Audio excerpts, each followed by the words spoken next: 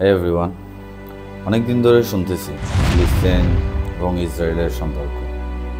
এই যুদ্ধ অনেকদিন ধরেই দেখে আসতেছি। অনেকদিন বলতেছে আসলে অনেকদিন, ছোটো থেকেই দেখতেছি বলতে গেলে।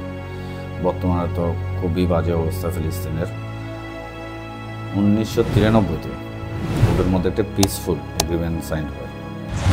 এই পিসফুল এগ্রিমেন্ট যত সামনে যায় তত খারাপের দিকে যায়। আজকের ভিডিওতে জানতে পারবো আমরা এই ফিলিস্তিন এবং ইসরায়েলের যুদ্ধটা কেন হয় এবং ইসরায়েল দেশটার সৃষ্টি কীভাবে। চলেন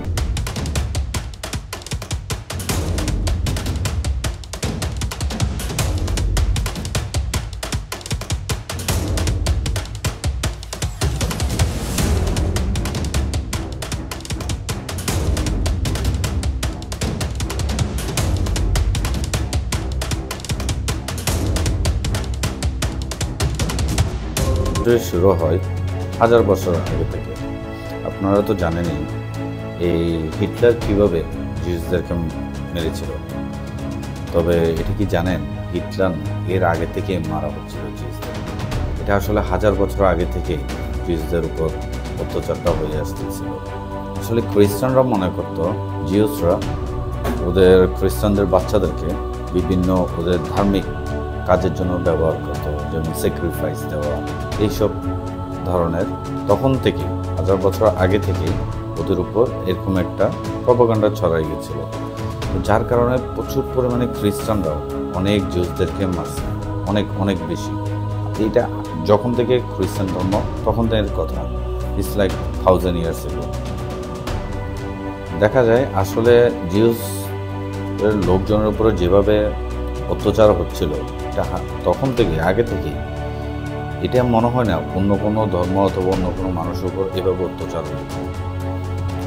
তো 1800-র দিকে জিউসদেরকে, জিউস ধর্ম যারা পালন করে এই মানুষগুলোকে না পুরো আলাদাভাবে পুরো পৃথিবীর মধ্যে যারা আছে ওদের নামে এত পরিমাণে মিথ্যা প্রচার অথবা বিভিন্ন ধরনের কথা ছড়ানো হয়েছে, রুমার ছড়ানো হয়েছিল, যার কারণে মনে করছিল যে জিউস ধর্মটা আসলে কোনো একটা ধর্ম না, ওটা পুরো একটা ব্যক্তি, মানে যে এটা পালন করে ওই খারাপ। এই 1800-র দিকেই তখন পুরো পৃথিবীতে অনেক দেশে জিউস ছিল। তখন তারা সবাই মনে করলো যে কোনো দেশ আমাদেরকে আসলে মেনে নিচ্ছে না, আমাদের যদি ভালোভাবে বাঁচতে হয় তাহলে আমাদের নিজস্ব একটা দেশ থাকা দরকার। যে জিউসদের চিন্তা ছিল। তখনই এক অস্ট্রো হাঙ্গারিয়ান, নাম ছিল তার থিওডর হেজেল, সেই প্রথম পলিটিক্যাল মুভমেন্ট শুরু করে পার্লামেন্টে। আসলে উনি বলছে, বাট 1870 থেকে লাভার্স অফ জায়ন নামে অনেকগুলাই গ্রুপ ছিল ছোট ছোট আকারে, যারা জিউস থেকে আসছিল। কিন্তু জায়নিজম আসলে থিওডরে শুরু করেছিল। জায়নিজমের পর থেকে দেখা যায় বিভিন্ন জায়গায় এই যে লাভার্স অফ জায়ন, এই জায়নিজম, জিউসরা সবাই আস্তে আস্তে একত্রিত হতে শুরু করলো। 1881 সালের দিকে ফিলিস্তিনের এরিয়াতে প্রচুর সংখ্যক জিউস দেখা যায়। তো এখন দেখা যায় ওরা ফিলিস্তিনেই কেন টার্গেট করেছে, মানে ফিলিস্তিনের এরিয়াতে কেন গিয়ে থাকবে।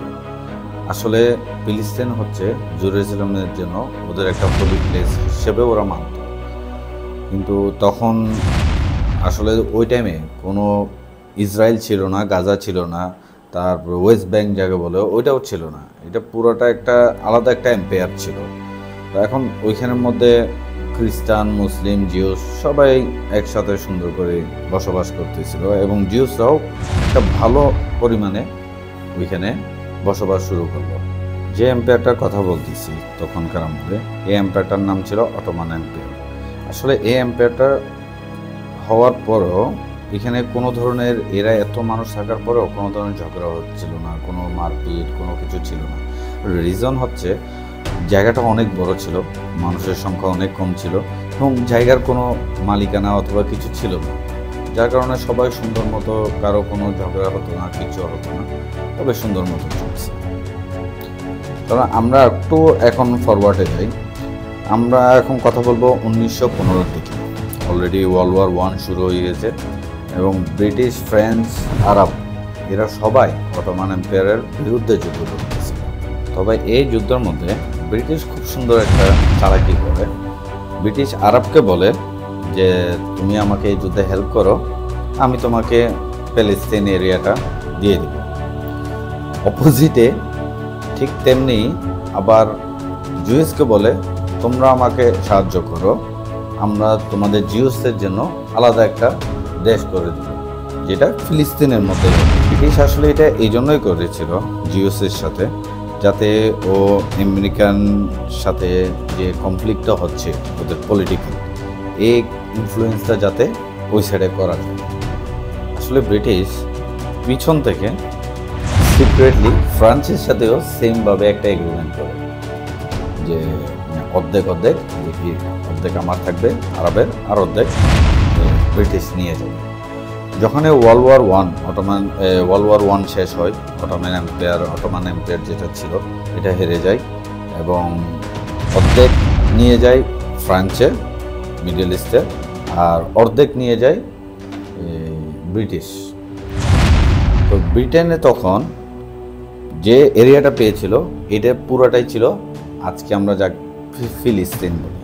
1918 থেকে 1948 পর্যন্ত এই পুরো এরিয়া যে প্যালেস্টাইন, এই পুরো এরিয়াটা ব্রিটিশ রাজার আন্ডার থাকে। এই ব্রিটিশ রাজ তখন পুরো ব্রিটিশ গভর্নমেন্টে এই প্যালেস্টাইন এরিয়াটাকে চালাচ্ছিল। আর ওই সময় হিটলার অপোজিটে পলিটিক্যাল পাওয়ারে চলে আসে। প্রচুর পরিমাণে তখন জার্মানে যারা জিউস ছিল ওদেরকে মারা হয় এবং গণহত্যা হয়, জেনোসাইড হয়। তখনকার আমলে যারা জিউস ছিল তারা বিভিন্ন দেশে, আশেপাশে যেসব দেশ আছে ওইখানে চলে যায়, কিন্তু এইসব দেশে যাওয়ার মধ্যে সবচেয়ে বেশি যায় ফিলিস্তিনে। এখন এই ফিলিস্তিনের মধ্যে জিউসরা নিজেদের একটা দেশ, নিজেদের একটা পার্টি শুরু করতে চায়, যে পলিটিক্যাল নাম ছিল ইসরায়েল। এবং এটা দেখা দেখি এখানে বাকি যারা ছিল, যারা মুসলিম ধর্মী ছিল, অন্যান্য যারা ধর্ম ছিল, এরা সবাই মিলে বলতেছে না, এটা আরেকটা হবে, এটার নাম হবে ফিলিস্তিন। এখন পর্যন্ত আমরা জানি এই যে ফিলিস্তিন যে এরিয়াটা ছিল এটা কিন্তু ব্রিটিশের শাসনে ছিল। বাট 8 জুলাই 1948 সালে ব্রিটিশ এদের দুই পক্ষের এইসব যুদ্ধ থেকে চলে যায়। তখন ব্রিটিশ বলে যে আমি যাচ্ছি এখান থেকে, তোমরা তোমাদের মতো যারা জিউস আছে ওরা একটা দেশ বানায় নাও, যারা ফিলিস্তিন আছে তোমরা একটা তোমাদের দেশ বানায় নাও, বাট এই পার্টিশন অথবা এই আলাদা করে দেওয়া এই দায়িত্ব আমি নিতে পারবো না, এটা দিতে ইউনাইটেড নেশনকে। এখন ইউনাইটেড নেশন কি করে, এখানে এদের দুইজনের মধ্যে একটা পার্টিশন তৈরি করে যে কতটুকু দেশ ফিলিস্তিনকে দেওয়া হবে, কতটুকু দেশ ইসরায়েলকে দেওয়া হবে। 1947 সালের দিকে ইউনাইটেড নেশন এই একটা প্ল্যান দেয়, যেখানে আরব অথবা যারা ইসলাম ধর্ম অথবা আরব যারা ছিল ওদেরকে দেওয়া হয় ওই জায়গার 45%, এবং জুইস যারা ছিল ওদেরকে দেওয়া হয় 55%। কারণ দেখা যাচ্ছিল এখানে জেরুজালেমের মধ্যে অনেক দেশের মানুষ ছিল, আসলে অনেক ধর্মের মানুষ ছিল, খ্রিস্টান ছিল, মুসলিম ছিল, তারপর জিউস ছিল। তো দেখা যায় জিউসের সংখ্যাটা বেশি ছিল, যার কারণে ইউনাইটেড নেশন ডিসাইড করে বেশিরভাগ যে অংশটা যে 55% এই কারণে জিউসকে দেওয়া হয়। কিন্তু এই যে হলি, যে জেরুজালেম যে একটা হলি প্লেস, এটা আবার মুসলিমদের জন্য অনেকটুকু হলি ছিল।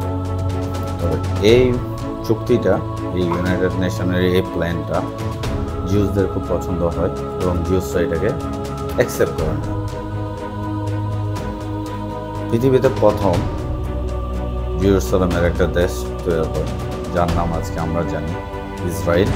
এটা সৃষ্টি হয়েছিল 1948 সালে। ইসরায়েলের প্রথম ফ্ল্যাগ উঠে, কিন্তু জেরুজালেম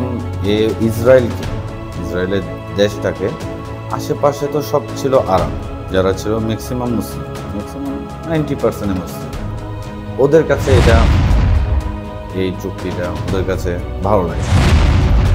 ওদের কথা হচ্ছে জুইসকে বেশি পরিমাণে দেওয়া হচ্ছিল, আর পাশাপাশি ওদের মনে হচ্ছিল যে ব্রিটেন এখানের ভিতরে একটা কনস্পিরেসি করে গেছে।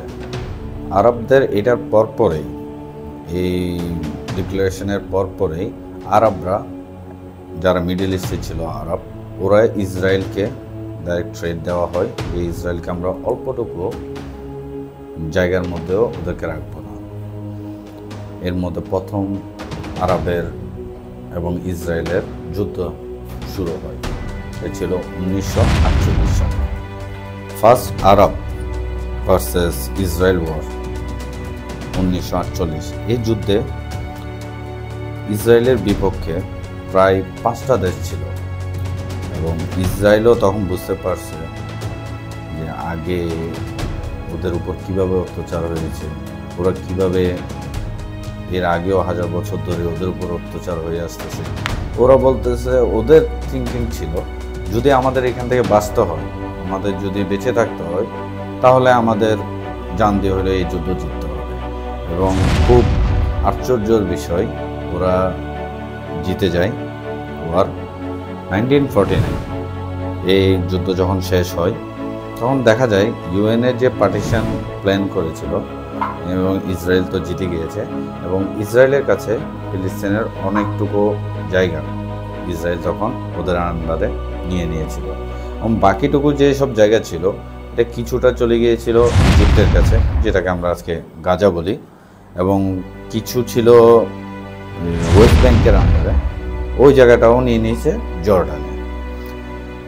কিছু বলতে না বলতেও এই ফিলিস্তিনের লোকদের কাছে ওদের একটা দেশ ছিল, এবং এই দেশটা চোখের পলকে ওরা রিফিউজিভাবে বিভিন্ন আরব দেশগুলোতে চলে যেতে চায়। 1967-র দিকে আরব ইসরায়েল আবারও একটা যুদ্ধ হয়, এবং 6 দিন পর্যন্ত এই যুদ্ধ চলে, এবং ইসরায়েল আবারও এই যুদ্ধে জয় হয়। কিন্তু এখন দেখা যাচ্ছে ইসরায়েলের কাছে ইজিপ্ট শুধু গাজা এবং ওয়েস্ট ব্যাংকের যে জায়গাটা ছিল, যেটা জর্ডানে নিয়ে গেছিল, ওইটা না, ইভেন ইজিপ্টেরও কিছু স্থান ইসরায়েল এখন ওদের আন্ডারে নিয়ে। এর মধ্যে দেখা যাচ্ছে প্যালেস্টিনিয়ান যারা ছিল এরাও নিজেদের দেশ চাচ্ছিল। হিস্ট্রিতে আছে 1964-র দিকে প্যালেস্টিনিয়ান নিজেরা একটা গ্রুপ তৈরি করে, অর্গানাইজেশন তৈরি করে, যার নাম ছিল প্যালেস্টিনিয়ান লিবারেশন অর্গানাইজেশন, একে পিএলও বলা হয়। প্রথমে এরা চাইছিল যে অস্ত্র উঠাও, নিজেদের দেশ জয় করো, এবং ইসরায়েলের মতো কোনো দেশ পৃথিবীতে যাতে না থাকে। কিন্তু পরে ইসরায়েল এবং আমেরিকা দুইজনেই এদেরকে টেররিস্ট বলে ঘোষণা করা হয়, এই অর্গানাইজেশনকে। এখন দেখেন এই জায়গাটার মধ্যে আমি একটু কথা বলতে চাই। এক পক্ষ অবশ্যই এদেরকে টেররিস্ট বলতেছে, অন্যদিকে যদি আমি প্যালেস্টিনিয়ানের দিকে দেখি তাহলে ওদের জন্য রেভলিউশন। ওরা কিন্তু চাচ্ছে ওদের দেশটাকে জয় করতে, কিন্তু অপরদিকে ইসরায়েল এবং আমেরিকা ওদেরকে টেররিস্ট বলে অলরেডি ঘোষণা করে দিয়েছে। 1973-তে আরও একটা যুদ্ধ হয় আরব এবং ইসরায়েলের মধ্যে, তবে এই যুদ্ধের মধ্যে তেমন একটা আমাদের স্টোরির মধ্যে তেমন একটা ডিফারেন্স আসে না, কোনো অনেক কিছু চেঞ্জ হয় না, এমনি যুদ্ধ হয়ে যায় এবং বেশি দিনও থাকে না। কিন্তু 1974-এর দিকে পিএলওকে, যে প্যালেস্টিনিয়ান অর্গানাইজেশন, লিবারেটি অর্গানাইজেশন ছিল, এটাকে ইউনাইটেড নেশন অফিসিয়ালি রিপ্রেজেন্টেটিভ বলে ঘোষণা করে দেওয়া হয়। 1979 প্রথম আরবের মধ্যে একটি দেশ, যেটা ইজিপ্ট, ইসরায়েলকে দেশ বলে ঘোষণা করে, এবং যার কারণে ইজিপ্ট এবং ইসরায়েলের মধ্যে একটা শান্তি চুক্তি হয়। এই শান্তি চুক্তির মধ্যে পেনিনসুলার যে ইসরায়েল যে ইজিপ্টের একটি অংশ রেখে দিয়েছিল পেনিনসুলা, ওই অংশটা ইজিপ্টকে আবার রিটার্ন করে দেয় ইসরায়েল এই চুক্তির মধ্যে। কিন্তু দেখা যাচ্ছে এদের দোনোজনের মধ্যে এই পিস রক্ত হয়, কিন্তু পাশাপাশি আরব দেশগুলো এটা এই পিসফুল নিয়ে তেমন একটা সন্তুষ্ট ছিল না। বাট ইসরায়েলি প্রাইম মিনিস্টার এবং ইজিপ্টের প্রাইম মিনিস্টার দুজনকে নোবেল পুরস্কার দেওয়া হয় শান্তির এই পিসফুল করার কারণে। দুই প্রাইম মিনিস্টারে নোবেল পুরস্কার পেয়ে থাকে। কিন্তু আনফর্চুনেটলি 2 বছর পর 6 অক্টোবর 1981 সালে ইজিপ্টের যে প্রাইম মিনিস্টার ছিল তাকে মেরে ফেলা হয়, অ্যাসাসিন করা হয়। ওইখানকার এই লোকজনরা মেরে ফেলে। ওদের কথা ছিল যে কেমনে এক আরব কান্ট্রির এক প্রাইম মিনিস্টার ইসরায়েলি প্রাইম মিনিস্টারের সাথে এইভাবে পিসফুল সাইন করে। এটা নিয়ে ওদের মধ্যে যুদ্ধ হয় এবং একটা সময় ওরা অ্যাসাসিন হয়। এভাবে অনেক বছর চলে যায়। এর মধ্যে আরও অনেক কিছু হয়। ওয়েস্ট ব্যাংক যে এরিয়াটা ছিল, যেটা জর্ডানের কাছে ছিল, এটার মধ্যে ইসরায়েলের লোকজন গিয়ে থাকা শুরু করে। ইসরায়েল ডাইরেক্টলি ইনডাইরেক্টলি ওদেরকে অনেক হেল্প করে। পাশাপাশি ইউএন থেকেও অনেক ধরনের নোটিশ আছে, অনেক ধরনের লেখালেখি হয় যে যেভাবে প্ল্যান ছিল, যেভাবে ইউনাইটেড নেশন ওদেরকে দেশ দিয়েছিল, ওরা ওই দেশটা পালন করতেছে না, ওই প্ল্যান অনুযায়ী চলতেছে না, ওরা আশেপাশে দেশে যাচ্ছে।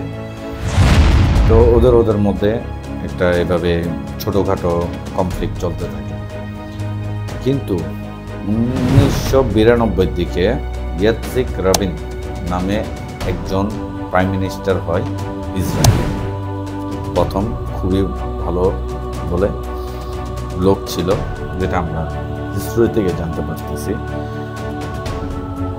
এই ইয়াৎজিক রাবিন প্রথম প্রাইম মিনিস্টার যে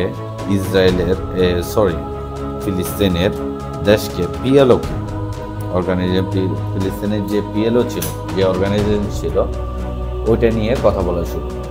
এবং উনি তখন বলেছিল যে যারা ফিলিস্তিনিয়ান আছে ওরা আসলে টেরোরিস্ট না, ওরা ওদের দেশের জন্য যুদ্ধ করতেছে, ওদের দেশ দিয়ে দিলে ভালো হবে। এবং প্রথমবারের মতো ইসরায়েল ফিলিস্তিনকে দেশ হিসেবে দেখা শুরু করে এবং অপরদিকে ফিলিস্তিনও ইসরায়েলকে একটা দেশ হিসেবে গণনা করা শুরু করে। এরপর পরেই শুরু হয় একটা অসলো অ্যাকর্ড শুরু হয়। এই অসলো অ্যাকর্ডের মধ্যে পিসফুল একটা চুক্তি হয়, যেখানে ইসরায়েলি প্রাইম মিনিস্টার ছিল এবং ফিলিস্তিনের পক্ষ থেকে একজন প্রাইম মিনিস্টার ছিল।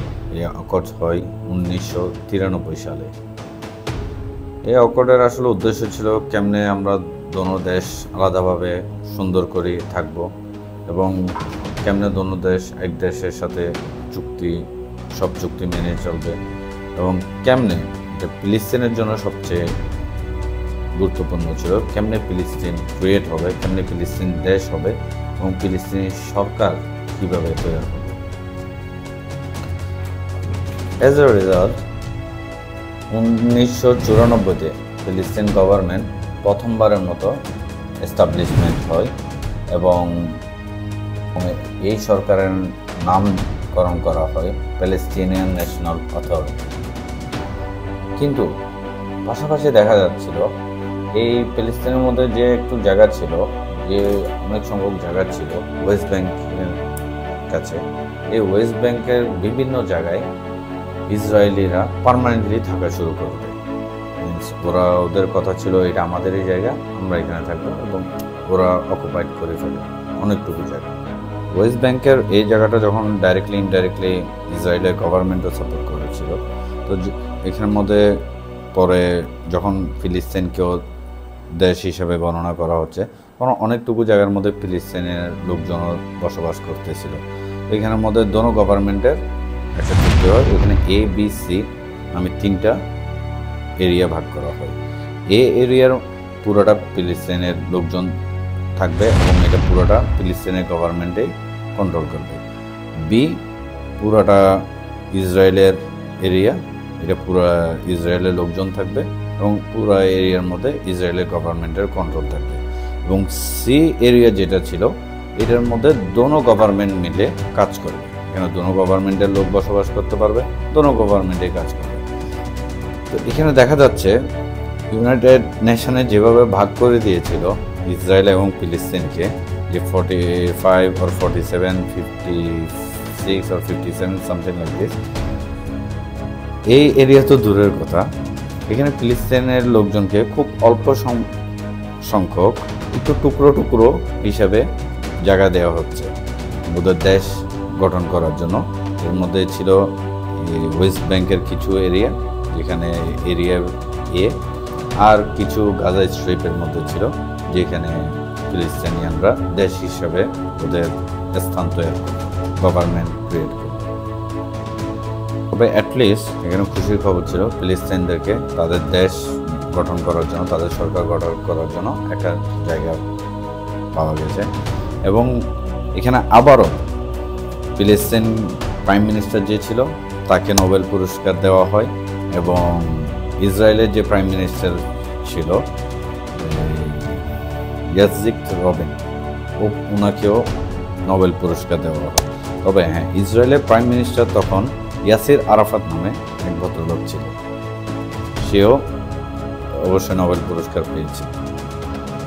কিন্তু এর পরপরেই, এই শান্তি চুক্তির পরপরে এই ইসরায়েল এবং ফিলিস্তিনের মধ্যে আস্তে আস্তে কনফ্লিক্ট শুরু হয় এবং পরিস্থিতি খারাপের দিকে যায়। তো এক জুইশ লোক, খারাপ আরও তখন হয় যখন এক জুইশ লোক ইসরায়েলি প্রাইম মিনিস্টারকে পয়েন্ট ব্ল্যাঙ্কে পিস্তল দিয়ে গুলি করে হত্যা করে, অ্যাসাসিন করে ফেলে 1995 সালে। যারা এই অ্যাসাসিনটা করেছিল, ইসরায়েলের প্রাইম মিনিস্টারকে মেরেছিল, ওরাও ইসরায়েলি ছিল, জুইশ ছিল। ওদের কথা ছিল যে কেমনে তুমি ইসরায়েলি প্রাইম মিনিস্টার হয়ে ফিলিস্তিনকে জায়গায় দিচ্ছ, আমরা তো পুরা ফিলিস্তিনকে আমাদের দখলে ইসরায়েল বলে ঘোষণা করব, তুমি কেমনে এটা ওদের ফিলিস্তিনদেরকে আবার দেশ হিসাবে গণনা করার জন্য জায়গা দিয়েছে। এটা নিয়ে অনেক লেখালেখি হয়, অনেক কিছু হয়। এই ঘটনার পরপরেই ফিলিস্তিন এবং ইসরায়েল মিন্স ফিলিস্তিনের ভিতরে অনেকটুকু অবস্থা আবার খারাপের দিকে চলে যায়। কিন্তু এই ইনসিডেন্ট হওয়ার অ্যারাউন্ড 5-6 বছর আগে 1987 সালের দিকে, 1987-এর দিকে একটা ইসলামিক গ্রুপ তৈরি হয় এবং ওদের নামকরণ করে ওরা হামাস গ্রুপ।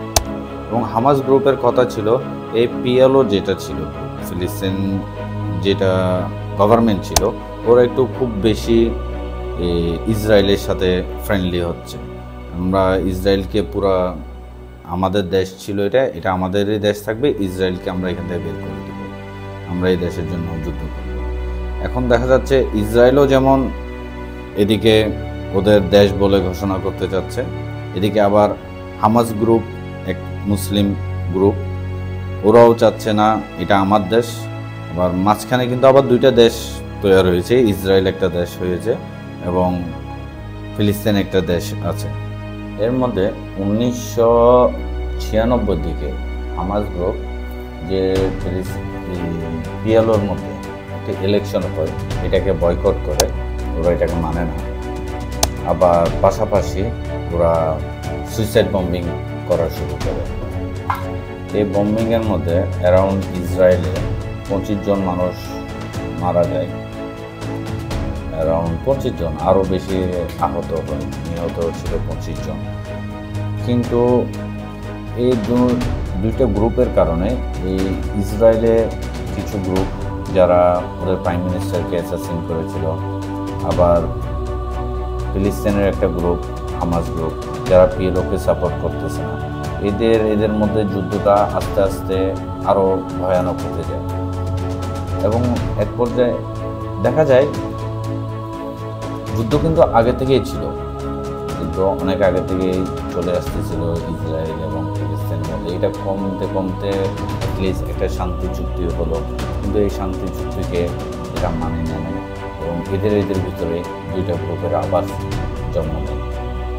যুদ্ধ তো আগে থেকেই ছিল, কিন্তু আস্তে আস্তে এদের একজনের প্রতি আরেকজনের যে একটা চুক্তি ছিল এটা তো ধ্বংস হয়ে গিয়েছে এবং এদের একজনের প্রতি একজনের হিংসাটা আরও ভয়ানকভাবে বাড়ে। এবং এটা 1995 দিকে এটা খুব অধিক পরিমাণে বেড়ে যায় ইসরায়েল এবং ফিলিস্তিনের লোকদের মধ্যে একজন অন্যজনকে খুব পরিমাণে ঘৃণা চোখে দেখা শুরু করে। 2002-এর দিকে খুব খুব ভায়োলেন্টলি প্রোটেস্ট হয় দোনো পক্ষে, ইসরায়েলেও হয় ফিলিস্তিনেও হয়, এবং দোনো পক্ষের সংঘর্ষ শুরু হয়ে যায়।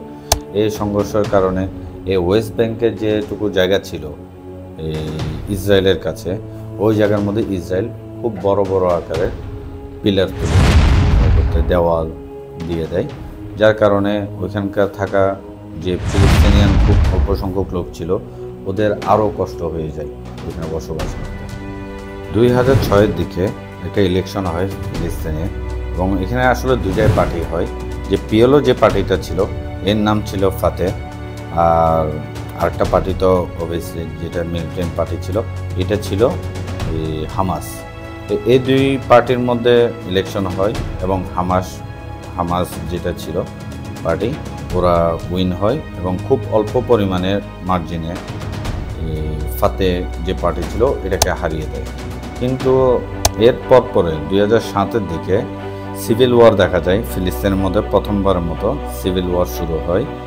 ফিলিস্তিনের লোকরা হামাস পক্ষ এবং ফাতে পক্ষ। ফাতে যারা ছিল এরা আসলে এই ওয়েস্ট ব্যাংকের যে এরিয়াটুকু ছিল এরা আসলে পিএলও দ্বারা গভর্নমেন্ট দ্বারা চলতেছিল, আর হামাস যে গ্রুপটা ছিল এটা আসলে পুরোটাই গাজা স্ট্রিপ যেটা এরিয়া ছিল এখানেই ছিল। তবে এই 2007-এর পর থেকে 2007-এর পর থেকে এই যখন এই ফিলিস্তিনিয়ানদের ভিতরে সিভিল ওয়ারটা শুরু হয় এরপর পরে হামাসকে পুরা রূপে একটা টেররিস্ট অর্গানাইজেশন হিসাবে দেখা শুরু করে। এই যে হামাস গ্রুপটাকে এখন বর্তমানে টেররিস্ট হিসাবে ঘোষণা করা হচ্ছে।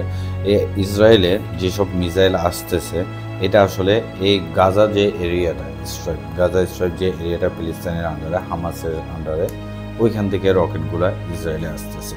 অপরদিকে দেখা যাচ্ছে যেসব ফিলিস্তিনিয়ান এখন এই ওয়েস্ট ব্যাংক এরিয়ার মধ্যে থাকতেছে ওদের ওইখান থেকে তেমন একটা আসতেছে না, ওরা তেমন মারামারি অথবা কোনো ধরনের সংঘর্ষের মধ্যে ওরা যাচ্ছে না। কিন্তু এখানের মধ্যে দেখা যাচ্ছে কে এখন দেশটা নেবে, কিভাবে দেশে ভাগ হবে, কিভাবে কোন জায়গায় নেবে, হামাস কত রূপ নেবে, ফিলিস্তিন কোনটা। এখন আসলে মানে অনেকেই বলতেছে যেটা ইউএনএ যে প্ল্যান করে দিয়েছিল যে অর্ধেক হামাসের থাকবে, ফিলিস্তিনের থাকবে, আর অর্ধেক ইসরায়েলের থাকবে। আবার অনেকে বলতেছে যদি এটা হয় তাহলে এই ইয়ার কি হবে, যে গাজার যে ডোম আছে আমাদের জেরুজালেম যেটা আছে ওইটাকে কেমন হবে। আবার অনেকে দেখা যাচ্ছে জেরুজালেমে যেসব লোকজন আছে, ইসরায়েলের যেসব লোকজন আছে ওরা বলতেছে পুরা জায়গাটায় আমাদের দরকার, যত ফিলিস্তিনি আছে ওদেরকে বাইরে করে দাও, এই দেশ শুধু জেরুজালেমের থাকবে, শুধু ইসরায়েলের থাকবে। আবার অপর দিকে দেখা যাচ্ছে হামাসে এটারও ঠিক অপোজিট চাচ্ছে, ওরা বলতেছে ইসরায়েল বলতে কোনো দেশ নেই, আমরা ইসরায়েলকে মানি না, আমরা এটা ফিলিস্তিনিয়ান দেশ, এটা মুসলিম কান্ট্রি, এখানে মুসলিম থাকবে। আসলে এই দুই কনফ্লিক্টকে কীভাবে ঠিক করা যায়, কিভাবে এটা ভালো করা যায়, কিভাবে এই যুদ্ধ বন্ধ করা যায়, অনেকে অনেক ধরনের ট্রাই করতেছে। এখন কথা হচ্ছে কিভাবে এই দেশকে অথবা এর যুদ্ধের সলিউশন কিভাবে বের হবে। আপনারা যদি দেখেন ওয়েস্ট ব্যাংকের মধ্যে কিন্তু ছোট ছোট টুকরোর মধ্যে কিন্তু অনেকগুলা এরিয়ার মধ্যে ফিলিস্তিনিয়ান থাকতেছে। আবার অপোজিটে গাজা স্ট্রিপের মধ্যে হিউজ পরিমাণে একটা ফিলিস্তিনিয়ান জনগণ বসবাস করতেছে। কিন্তু ওয়েস্ট ব্যাংকের এরা খুবই দেখা যাচ্ছে লাস্ট কিছুদিন ধরে এদের উপর অত্যাচার শুরু হয়ে গেছে, এবং যারা ইসরায়েলি লোকজন আছে, যারা জিউস আছে, ওরা কারণ এখানে যখন জনসংখ্যা কম ফিলিস্তিনিয়ান ওদের উপর অত্যাচার করা শুরু করতেছে। ওরা বলতেছে পুরোটাই ওয়েস্ট ব্যাংক আমাদের, এখানে কোনো ফিলিস্তিনিয়ান থাকতে পারবে না। আবার ইসরায়েলের মধ্যেও সেম হচ্ছে, গাজার থেকে মিসাইল এবং বিভিন্ন সুইসাইড বম্বিং করা হচ্ছে। আসলে অনেক ধরনের কথা হচ্ছে এখানে। এরিয়া ভাগের যদি আমরা কথা বলতে যাই তাহলে অনেকে বলতেছে 1967-এর দিকে যেভাবে পার্টিশন হয়েছিল দেশে, এখানে ওইভাবে পার্টিশন করে দেওয়া দরকার, যে ইসরায়েল একদিকে, ফিলিস্তিন আরেকদিকে। আবার অন্যদিকে আরও কিছু লোকে বলে যে 1947-এ যে ইউনাইটেড নেশনে যেভাবে পার্টিশন করে দিয়েছিল ওই প্ল্যানে যাওয়ার জন্য। আসলে এখন কিভাবে যাবে, কি হবে, আমরা তো কেউ জানি না। আজকে আমাদের ভিডিও ছিল ইসরায়েল আর ফিলিস্তিনের কীভাবে সৃষ্টি, কীভাবে উৎপত্তি এই দেশগুলোর, এবং বর্তমানে হামাস গ্রোথ কী, ইসরায়েল কী ছিল, এগুলো নিয়ে বলা।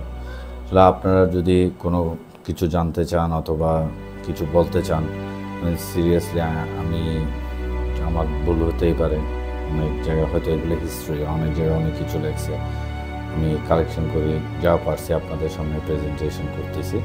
তারপর যদি কোনো ভুল হয়ে থাকে আমার ক্ষমা করবেন। এবং আপনারা কি মনে করেন এই যুদ্ধটাকে কিভাবে থামানো যায় এবং কিভাবে কি করলে, কারণ বর্তমানে গাজা বলেন, ফিলিস্তিন পর খুবই জেনোসাইড হচ্ছে, খুবই গণহত্যা হচ্ছে, ওদের উপর প্রতিদিন বোম্বিং হয়, এভরিডে মানুষ মারা যাচ্ছে। তো আপনাদের মতে যদি কোনো মতামত থাকে অবশ্যই কমেন্ট বক্সে জানাবেন কী করলে ভালো হয়। আজকের জন্য